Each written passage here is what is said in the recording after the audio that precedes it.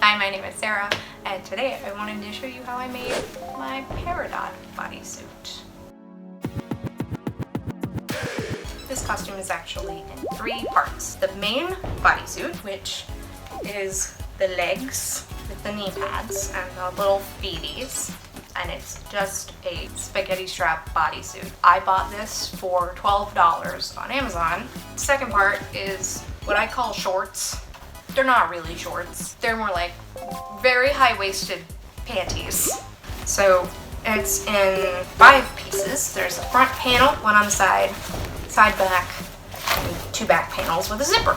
The fabric was value vinyl from Walmart. I took my favorite kind of metallic paint that you can buy at most craft stores. So I did a thin layer of that with a sponge brush and colored the whole thing metallic green, which looks pretty cool and spacey in my opinion.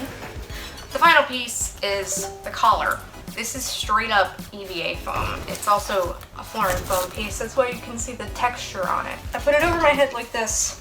Note, I do this before I put the wing on because that wouldn't work. On the inside of this is Velcro, which matches to Velcro on this. For the back, I have to have my boyfriend hold this piece up and attach it for me, but it stays pretty well all day. You'll notice the top here, it's cut on an angle so that it would sit this way, and I tend to store it this way because having it out that way isn't conducive to having it sit on your body properly. I also did a lot of heat shaping to this. It also is the same metallic green paint, but this is Rust-Oleum's metallic gold. It's a really nice metallic spray. It's a spray paint. It's legitimately reflective, so that's cool. So that's it. That is Peridot. Here's some footage of me wearing it.